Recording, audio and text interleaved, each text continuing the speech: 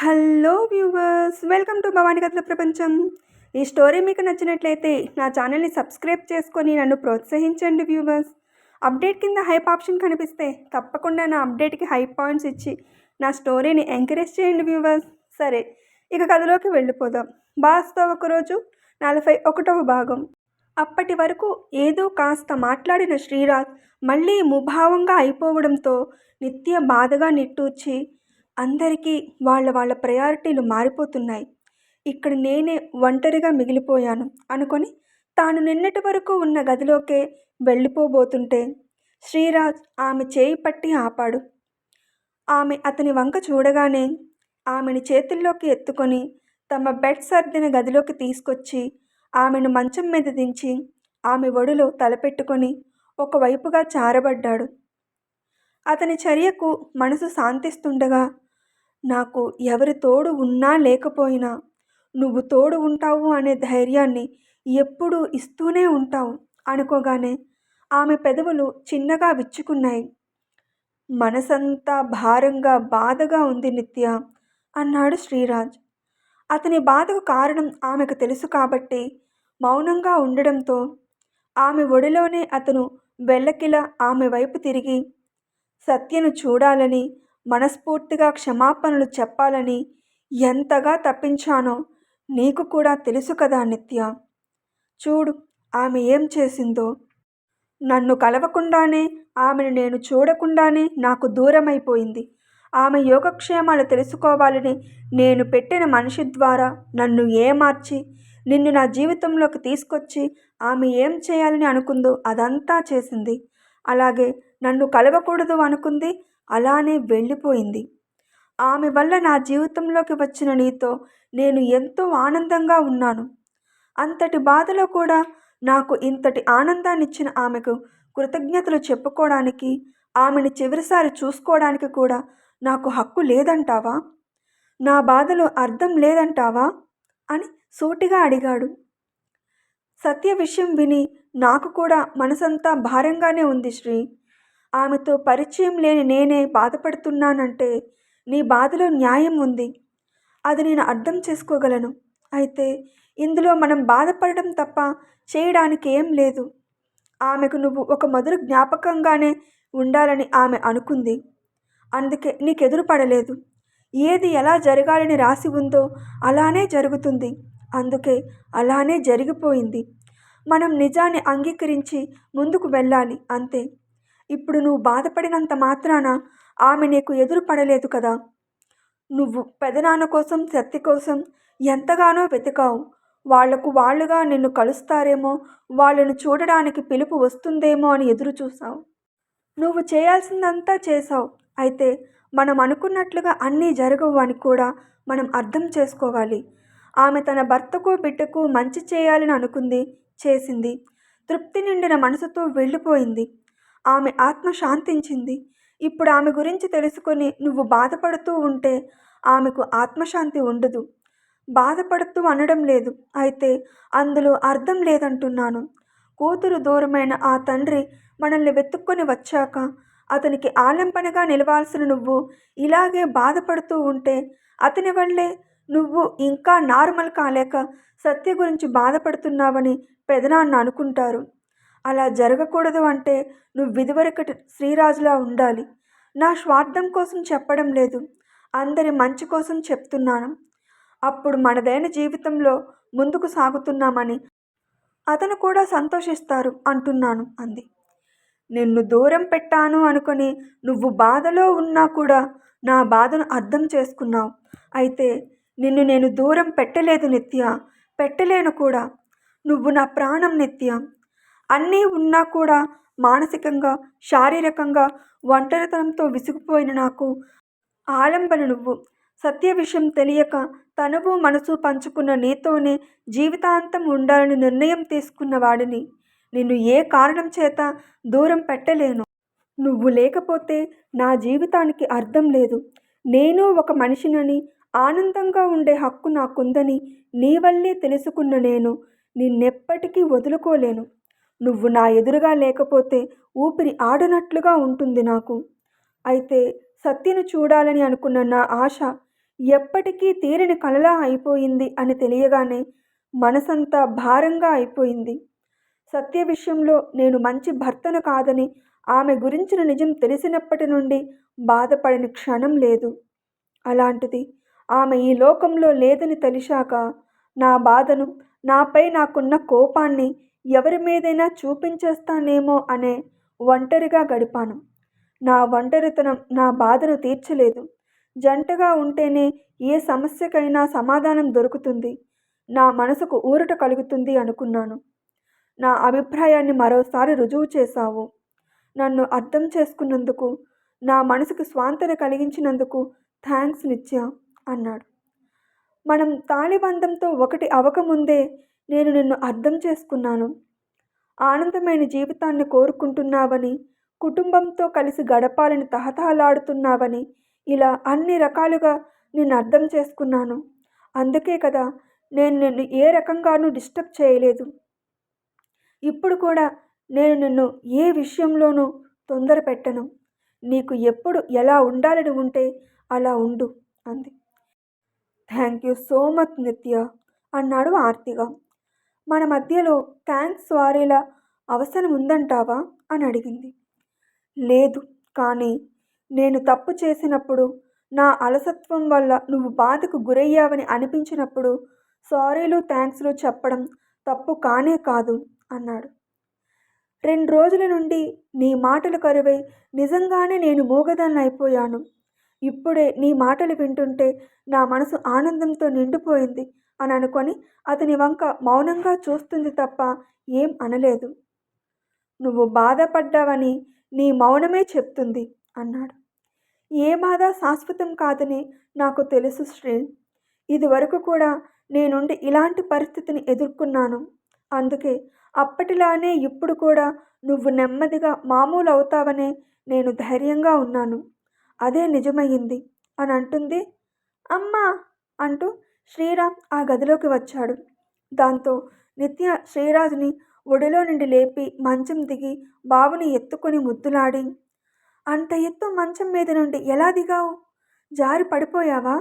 దెబ్బలేమైనా తగిలాయా అని ఆత్రంగా అడుగుతూ బాబు ఒళ్ళంతా తడిమి చూస్తుంది. నేను పడలేదు. తాత బజ్జుని పోతే నేను నీ దగ్గరకు వచ్చేద్దామని ముందే మంచం దగ్గర స్టూల్ పెట్టుకున్నాను. తాతని బజ్జో పెట్టేసా, నేను మంచం దిగి వచ్చేసా అన్నాడు. నా బంగారం అనుకొని మరికొన్ని ముద్దులు పెట్టి దా బజ్జుందాం అని మంచం మీద చారబరిచి ఆమె కూడా పక్కన చారబడి బాబుకు జోకొడుతుంటే, రోజు తాతని బజ్జో పెట్టి నీ దగ్గరకు వచ్చేతా అన్నాడు. అలా చేస్తే నీకు నిద్ర సరిపోదు బంగారం. పైగా తాతయ్యకు నీతో బజ్జోవాలని ఉంది అంది. కానీ నాకు నీతో బజ్జోవాలనుంది అన్నాడు అమాయకంగా ముఖం పెడుతూ. అతని ఆరాటం అతనిది, నీ బెంగ నీది అనుకొని నేనెక్కడికి వెళ్ళను, ఈ గదిలోనే ఉంటాను. ఉదయం లేచిన దగ్గర నుండి స్కూల్కి వెళ్ళే వరకు, స్కూల్ నుండి వచ్చినప్పటి నుండి రాత్రి పడుకునే వరకు నీతోనే ఉంటాను. పడుకునే సమయానికే కదా నువ్వు తాతయ్యతో ఉంటావు అంది. బజ్జనే వరకు తాతతో ఆడుకుంటానులే అన్నాడు. ఇప్పటికిప్పుడు అలవాటు మార్చుకోవాలి అంటే కష్టమే.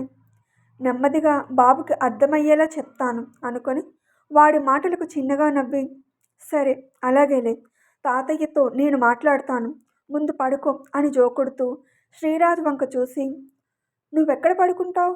మళ్ళీ హాల్లోకి వెళ్తావా అని అడిగింది. మీరిద్దరూ ఇక్కడ ఉంటే నేనెందుకు హాల్లోకి వెళ్తాను అనేసి ఆ ఇద్దరి పక్కన చారబడి భార్య బిడ్డను చుట్టుకున్నట్లుగా చేయి వేసి కళ్ళు మూసుకున్నాడు. అప్పటికే చాలా ఆలస్యం అవడంతో బాబు అలసటగా ఉండడంతో శ్రీరాజ్ 2 నిమిషాల్లోనే నిద్రపోవడంతో తండ్రిని కొడుకుని చూసి కొడుకు నుదుటిని ముద్దాడి అతని తలని చిన్నగా నిమిరి, ఒకరికిద్దరు పసివాళ్ళున్నారు ఈ ఇంట్లో. మీ ఇద్దరికీ మీ ప్రయారిటీలు మారిపోయాయి అనుకున్నాను, కానీ కాదు. మీ ఇద్దరి ప్రయారిటీ నేనే. ఒక అమ్మాయికి ఇంతకన్నా ఏం కావాలి? కనకుండానే కొడుకు, ప్రాణంగా ప్రేమించే భర్త లభించారు. ఎలాంటి పరిస్థితులు ఎదురైనా వీళ్ళు నన్ను దూరం పెట్టరు అనే భరోసాని ఇచ్చారు. నేను ఒంటరిదాన్ని కాదు అని నమ్మకాన్ని పెంచారు. మీకోసం ఏం చేసినా తక్కువే అనుకొని ఆమె కూడా ప్రశాంతంగా నిద్రలోకి జారుకుంది. బాబు మంచం దిగి బయటకు వెళ్ళిపోయినప్పుడే వెనుకే వచ్చిన నరేంద్ర గది బయట నిలబడి వాళ్ళ సంభాషణ విని తన గదికి వెళ్ళిపోయి, నాకు వాడి స్పర్శ కన్నా వాడికి తల్లి స్పర్శ అవసరం. నా కూతురి ద్వారా లభించిన తల్లి ప్రేమ నిత్య దగ్గర లభిస్తుంది. దాన్ని నా ఊరట కోసం వాడి నుండి లాక్కోలేను. బాబు ఏ గదిలో ఉంటే ఏంటి, నా మనవడే కదా. నన్ను తాత అని ప్రేమగా నోరారా పిలుస్తున్నాడు కదా. ఇంతకాలం ఆ పిలుపుకే దూరమైన నేను ఇప్పుడు అన్ని రకాల బంధాలకు దగ్గరయ్యాను కదా. అది చాలు అనుకొని పడుకున్నాడు. మరునాడు నిత్య బాబుని స్కూల్కి రెడీ చేసి ఆమె కూడా రెడీ అయి బాబు ఆకలి అంటున్నాడని కిచెన్లో దోశలు వేస్తూ బాబుని బల్ల మీద కూర్చోబెట్టి దోశలు తినిపిస్తుంది. టిఫిన్ ప్రిపేర్ చేయడం అయిపోగానే ఆ ఇద్దరూ హాల్లోకి వచ్చారు. అప్పుడే శ్రీరాజ్ ఇంకా నరేంద్ర కూడా రెడీ అయిపోయి హాల్లోకి వచ్చారు. గుడ్ మార్నింగ్ తాత అన్నాడు బాబు యూనిఫామ్లో అటూ ఇటూ పరుగులు పెట్టి ఆడుతూ. గుడ్ మార్నింగ్ తాత. నేను లేచేసరికి నువ్వు లేచేసావా అని అడిగాడు నరేంద్ర, బాబు ఏం చెప్తాడో అని. ఓ ఎప్పో లేచేసా అనేసి బాబు అటు ఇటు పరుగులు పెడుతున్నాడు. పెదనాన్న, బాబు రాత్రి మా దగ్గరకు వచ్చేశాడు. నేను వాడికి నచ్చ చెప్తాను. అప్పటి వరకు మధ్యరాత్రిలో మేల్కొంటే మా దగ్గరకు వచ్చేస్తాడు. వాడి గురించి మీరు మేల్కొని ఉండొద్దు అంది నిత్య. నేను మేల్కొని ఉండనమ్మా. అయితే వాడికి నచ్చ చెప్పాల్సిన అవసరం లేదు. పెద్దవాళ్లతో పాటు పసివాడు కూడా నా దగ్గర ఉండడానికి ఒప్పుకున్నారు. అదే నాకు చాలు. వాడికి ఎక్కడ ఎలా ఉండాలని ఉంటే అలా ఉంటాడు. నాకేం అభ్యంతరం లేదు అన్నాడు నరేంద్ర. అవును నిత్య, ఎలాగూ మావయ్య గదికి రెండో గదే మనది కాబట్టి బాబు మేల్కోకుండా పడుకుంటే మావయ్య దగ్గర ఉంటాడు, మేల్కుంటే మన దగ్గరకు వచ్చేస్తాడు అన్నాడు శ్రీరాజ్ కూడా. సరే, మీ ఇద్దరు వాడికే సపోర్ట్ చేస్తే ఇక నేనేమంటాను, మీ మాటకే ఒప్పుకుంటాను అని సరే టిఫిన్ తిందాం పదండి అనగానే అటుగా కదిలారు. ముగ్గురు బ్రేక్ఫాస్ట్ తినడానికి డైనింగ్ దగ్గర కూర్చున్నాడు. శ్రీరామ్ వాళ్ళతో కూర్చున్నాడు కానీ అక్కడ కూడా కారు బస్ బొమ్మలతో టేబుల్ దగ్గర ఆడుకుంటున్నాడు. వేడి వేడి దోశలు వడ్డించింది నిత్య. బాబు తినడం లేదని చూసి, ఏం తాత, నువ్వు టిఫిన్ తినవా, దోశలు నీకు నచ్చవా అని అడిగాడు నరేంద్ర. అమ్మ దోశ వేసి అప్పే నేను తిని అన్నాడు. ఈరోజు కూడా నువ్వే టిఫిన్ రెడీ చేసావా నిత్య? నీకు శ్రీరాజ్కి ఎలా కావాలో పని వాళ్లకు చెప్పి చేయించుకో, అంతేకాని వంట వార్పు అంటూ పనులు చేయకు. బాబు పనులతో పాటు రోజంతా ఆఫీస్లో కూడా ఉంటావు కదా, కనీసం ఇంటి దగ్గర ఉన్నప్పుడైనా విశ్రాంతి తీసుకో. మీ ముగ్గురే ఉన్నప్పుడు వేరు, ఇప్పుడు మీతో పాటు నేను కూడా ఉంటున్నాను. పైగా ఇంటి నిండా పనివాళ్ళు కూడా ఉన్నారు కదా, అందుకే నువ్వే ఇంటి పని చేయకు అని ఇప్పుడు మాత్రం కాస్త గంభీరంగానే చెప్పాడు. దాంతో శ్రీరాజ్ వంక చూసింది. నాకేం సంబంధం లేదు అన్నట్లుగా చూశాడు. నీ భర్త వంక చూస్తే ఏంటి లాభం, నేను చెప్పానంటే అది జరిగి తీరాలి అంతే అన్నాడు మళ్ళీ. అలాగే పెదనాన్న అని తినడం మీద దృష్టి పెట్టింది. టిఫిన్ తినడం అయిపోగానే శ్రీ బాబుని స్కూల్లో దించి ఆఫీస్కి వెళ్ళడానికి బాబుతో పాటు కారులో కూర్చున్నాడు. నిత్య కూడా మరో కారులో కూర్చోబోతుంటే, నీతో పాటు నేను కూడా హాస్పిటల్కి వస్తాను పదమ్మా అన్నాడు నరేంద్ర. దాంతో భర్త వంక చూసింది. నీతో పాటు హాస్పిటల్ చూసుకోమని మనమే కదా చెప్పాము, కలిసే వెళ్ళండి. మనకున్న పెద్ద శత్రువు దిక్కుతోచని స్థితిలో ఉన్నాడు. ఇక మనం దేనికి భయపడాల్సిన అవసరం లేదు. ఎవరికీ ఏమీ కాదు. మన వెనక నీ పెదనాన్న ఉన్నారు, ధైర్యంగా వెళ్ళు అన్నాడు శ్రీరాజ్. సరే అన్నట్లుగా చూసి కారులో కూర్చుంది. దాంతో ఆ ఇద్దరు ఈ ఇద్దరు 2 కారుల్లో తమ పనుల మీద వెళ్ళిపోయారు. క్యాబిన్లోకి వస్తున్న నరేంద్రను సుందరమ్మ చూసి, బాగున్నారా సారు, చూసి చాలా రోజులయ్యింది అని అడిగి, సత్యమ్మ ఎలా ఉంది అని అడగబోయి ఇది సందర్భం కాదని ఊరుకుంది. నేను బాగున్నాను సుందరమ్మ, నువ్వెలా ఉన్నావు? మీ ఆయన వచ్చి ఇక్కడ బాధ్యతలు తీసుకొని అన్నీ బాగా చూసుకుంటున్నాడట కదా, అన్ని విషయాలు శ్రీరాజ్ చెప్పాడు అన్నాడు. ఆ అవును సారు అంది. అప్పుడే వెంకటాచలం కూడా అక్కడికి రావడంతో అతను కూడా నరేంద్రుడు పలుకరించాడు. నీ ప్రతిభకు తగ్గ స్థానం ఇక్కడ లభించినందుకు ఆనందంగా ఉంది వెంకట్ అని ప్రశంసించాడు. ఏదో మీ అభిమానం సార్ అనేసాడతను. ఈ రోజు నుండి పెదనాన్న కూడా ఇక్కడ మనతో పాటు ఉండి అన్నీ చూసుకుంటారు అని చెప్పింది నిత్య. అవునా, ఇది నిజంగా మంచి విషయం అంది సుందరమ్మ. అయితే ఇకపై మీ ఆధ్వర్యంలో నేను పనిచేస్తాను అన్నాడు వెంకటాచలం. మీ అందరికీ దూరంగా ఉండాలనుకున్నాను, కానీ నా వల్ల కాలేదు అన్నాడు నరేంద్ర. మనం అనుకున్న బంధాలకు దూరంగా ఉండలేము సారు అంది సుందరమ్మ. సరిగ్గా చెప్పావు అనేసి, సరే పద వెంకట్, నాకు హాస్పిటల్ అంతా తిప్పి చూపించు అన్నాడు నరేంద్ర. పదండి పెదనాన్న, నేను కూడా వస్తాను అంది నిత్య. నువ్వు క్యాబిన్లో పని చేసుకోమ్మా, మేం వెళ్తాములే అని ఆ ఇద్దరూ ముందుకు కదిలారు. వెంటనే సుందరమ్మకు ఉన్న డౌట్స్ అన్నీ అడగడానికి సిద్ధమైందామె. ఆమె అడగడానికి ముందే ఇలా రా ఆంటీ అని ఇద్దరు సోఫాలో కూర్చొని శనివారం నుండి జరిగిందంతా చెప్పింది నిత్య. అమ్మో, ఇంత జరిగిందా అని మొదట భయపడి, అంతలోనే అంతా దేవుడి దయ, అందరూ క్షేమంగా ఉన్నారు, అదే చాలు తల్లి అని స్థిమితపడి, సత్య గురించి బాధపడినా బయటకు కనిపించనివ్వలేదు సుందరమ్మ. నరేంద్ర హాస్పిటల్ అంతా తిరిగి చూసి తెలిసిన విషయాలనే మరోసారి ధృవీకరించుకొని అన్ని వార్డులు చెక్ చేసి రోగిగా చేరి ఆరోగ్యంగా మారి హాస్పిటల్ నుండి వెళ్తున్న వాళ్ల ముఖాల్లో ఆనందం చూసి అతను కూడా నిత్యలానే ఆనందపడుతున్నాడు. ఇది కదా నిజమైన ఆనందం అంటే. ఎంత ఆస్తి ఉండి ఏం లాభం, తృప్తిని, ఆనందాన్ని, మనశ్శాంతిని ఇచ్చే పనులు చేయనప్పుడు. నాకింత ఆస్తి ఉన్నప్పుడు కూడా కలగని ఆనందం దాన్ని మంచి పనికి వాడుతున్నప్పుడు కలుగుతుంది అని అనుకున్నాడు. కాసేపు విశ్రాంతి తీసుకున్నాక వెంకటాచలంతో చేరి ఇతను కూడా అడ్మినిస్ట్రేషన్ పనులు చూడడంలో దృష్టి పెట్టి కొత్త కొత్త ఆలోచనలు చెప్తుంటే బిజినెస్లో అనుభవం ఉన్న నరేంద్ర ఆలోచనలు చాలా బాగున్నాయి అనిపించాయి వెంకటాచలంకి. సాయంత్రం ఎప్పటిలా శ్రీరాజ్ బాబుని రిసీవ్ చేసుకోవడానికి స్కూల్కి బయలుదేరబోయాడు. అప్పుడే నరేంద్ర ఫోన్ చేసి, నువ్వు ఆఫీస్ పనులు చూసుకో శ్రీరాజ్, మన సెక్యూరిటీ స్కూల్ దగ్గర ఉన్నారు, బాబుని తీసుకొస్తే నిత్యను ఇంటికి పంపిస్తాను, నువ్వు నిశ్చింతగా ఉండు అని చెప్పాడు. అలాగే మావయ్య, మీరుంటుండగా నాకు భయం లేదు అనేసి ఆఫీస్ పనిలో బిజీ అయిపోయాడు. శ్రీరాజ్ ఇంటికి వచ్చాడు, కానీ నరేంద్ర ఇంకా ఇంటికి రాలేదు. దాంతో ఎక్కడున్నారు మావయ్య అని ఫోన్ చేశాడు. హాస్పిటల్లోనే ఉన్నాను, కాస్త పని ఉంది, చూసుకొని వస్తాను, నా కోసం చూడకుండా మీ ముగ్గురు డిన్నర్ చేసేయండి అన్నాడు. స్పీకర్లో ఆ మాటలు వింటున్న నిత్య, పనులు ఎప్పుడైనా ఉండేవే అని నాకు చెప్పారు కదా, ఆ మాట మీకు కూడా వర్తిస్తుంది, మిగిలిన పని రేపు చూసుకుందురు, ఇప్పుడు ఇంటికి బయలుదేరండి, సమయానికి భోజనం చేయకపోతే మీ ఆరోగ్యం ఏమవుతుంది చెప్పండి, ఇప్పటి వరకు వేరు, ఇకపై మీ బాధ్యత మాది, బాబు ఇదివరకే తినేసి మీరు ఎప్పుడు వస్తారు అని అడిగి అడిగి మీకోసం చూసి చూసి మీ గదిలో పడుకుండిపోయాడు, వాడు మాట ఇచ్చాడని మురిసిపోయారు కదా, మరి వాడిని నెరవేర్చుకొనివ్వండి అంది. దాంతో తనకంటూ ఆప్తులు ఉన్నారని మురిసిపోతూ, వచ్చేస్తానమ్మా, ఇప్పుడే బయలుదేరుతాను అనేసి కదిలాడు నరేంద్ర.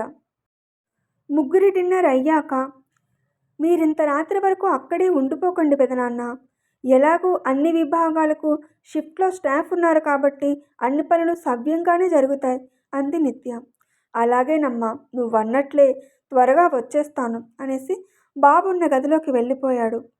రేపటి టిఫిన్ అలాగే లంచ్ కోసం ఏమేం చేయాలో నిత్య కిచెన్లో పనివాళ్లకు పనులు పురమాయించి తమ గదిలోకి వచ్చేసరికి శ్రీరాజ్ ల్యాప్టాప్లో వర్క్ చేసుకుంటున్నాడు.